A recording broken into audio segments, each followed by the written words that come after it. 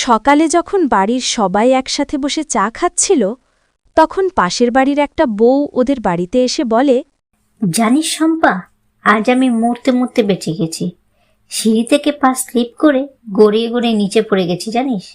আমার ছেলে আর আমার বউয়ের জন্যই আজকে বেঁচে আছি রে, না হলে আজকে আর তোর সাথে দেখা হতো না, সোজা উপরে চলে যেতাম। আরে আরে তোর এই পা নিয়ে এখনো দাঁড়িয়ে আছিস? এখানে এসে বস, দেখা দেখি কোথায় তোর চোট লেগে গেছে। আরে একটু খেয়াল রাখবি তো নিজের, একটু দেখে শুনে চলাফেরা কর। এই বয়সে যদি হাড় গোড় ভেঙে যায় তাহলে কিন্তু জোড়া লাগানো মুশকিল।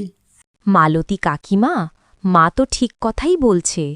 এই বয়সে তো একটু নিজের খেয়াল রাখতে পারো। তোমার এত ছাদে ওঠার কি দরকার শুনি? ছেলে আর ছেলের বউকে তো বলতে পারো তোমার যা যা লাগবে ওরা এনে দেবে।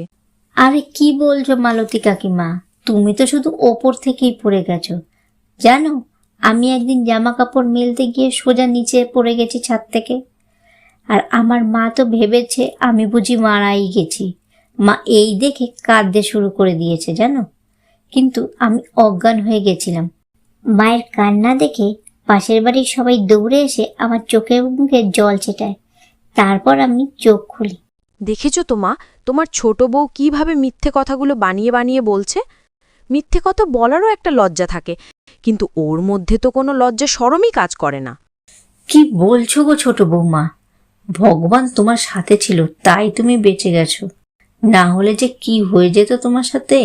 ছোট বৌমা পায়েলের প্রথম থেকেই স্বভাব ছিল যে লোকের কাছে মিথ্যা কথা বলে বলে তিলকে তাল বানিয়ে ফেলত।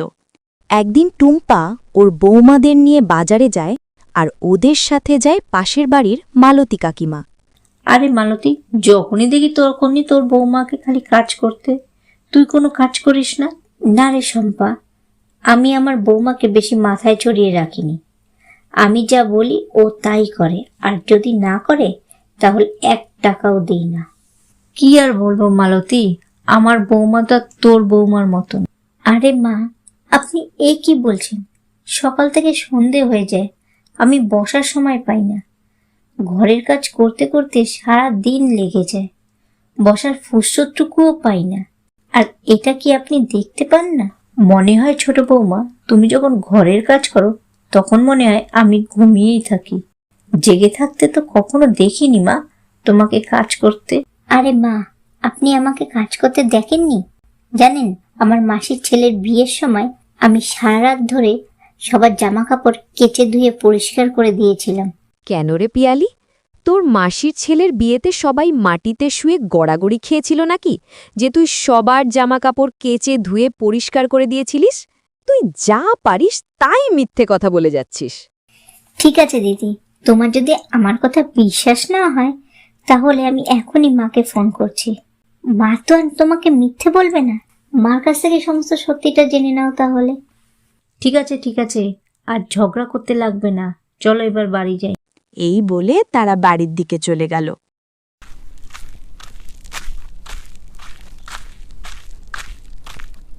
একদিন একটা ছেলে কারেন্টের কাজ করার জন্য শম্পাদের বাড়িতে আসে। তখন সবাই একসাথে বসে গল্প করছিল। আরে বৌমা, দাঁড়িয়ে আছো কেন? ছেলেটাকে বিলের টাকা দিয়ে ওকে যেতে দাও, ওর হাতে তো অনেক কাজ থাকতে পারে না।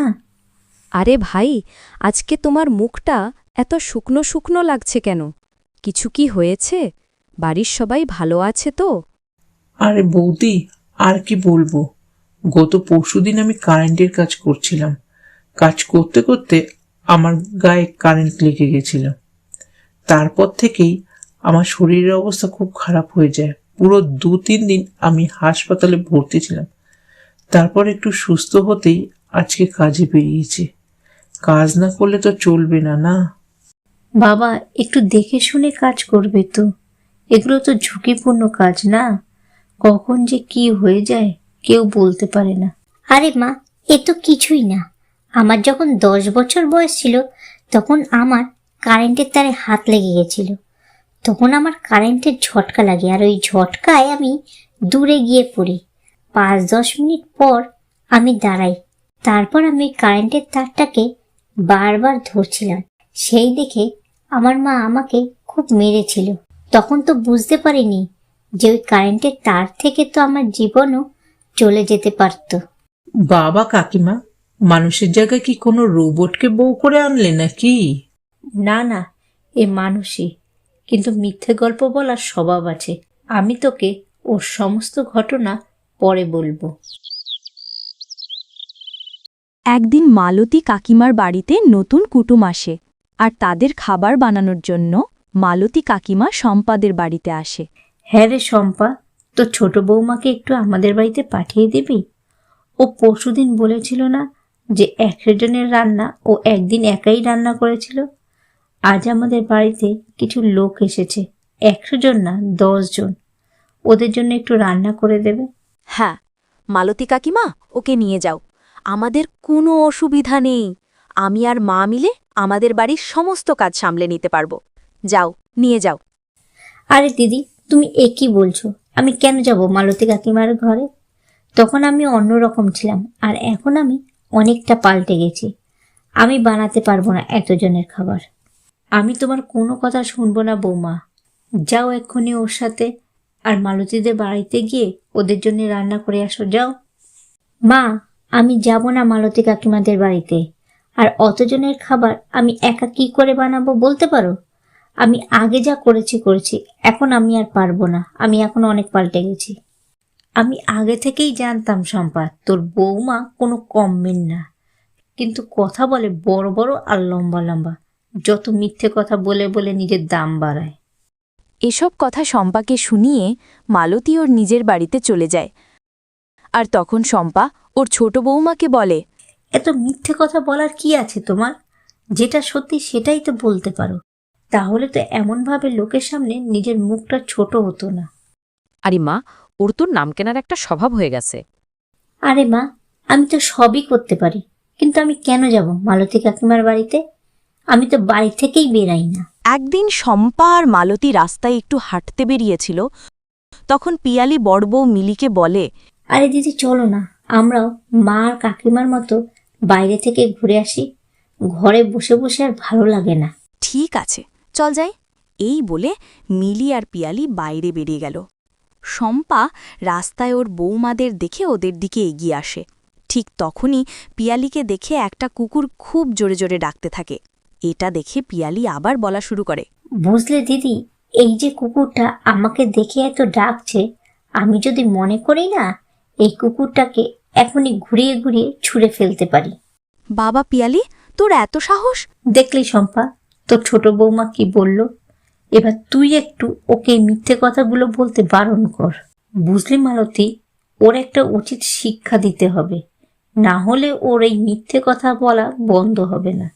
না না শম্পা, কিছু করার দরকার নেই। জানিসই তো ও প্রচুর মিথ্যে কথা বলে। জানিস তো মালতী, ওর মিথ্যে কথাগুলো শুনলেই না আমার শরীরটা কেমন জ্বলে ওঠে। অন্যদিকে পিয়ালি যত হাঁটতে থাকে আর ওই কুকুরটা ওর পিছনে পিছনে যেতে থাকে। এটা দেখে পিয়ালি ভয় পেয়ে যায় আর শম্পা মজা নিতে থাকে। আরে মা, পিয়ালিকে কুকুরের হাত থেকে বাঁচাও, না হলে তো কুকুরটা ওকে কামড়ে দেবে। ছাড়ো তো বৌমা, তুমিও না চুপচাপ মজা নাও, কিছু করার দরকার নেই। কিন্তু পিয়ালি যত দৌড়াতে থাকে, কুকুরটাও ওর পিছনে পিছনে দৌড়াতে থাকে। দৌড়াতে দৌড়াতে পিয়ালি সবাই যেখানে দাঁড়িয়ে থাকে ওখানে চলে আসে এবং ভয় পেয়ে পিয়ালি চুপ করে দাঁড়িয়ে থাকে।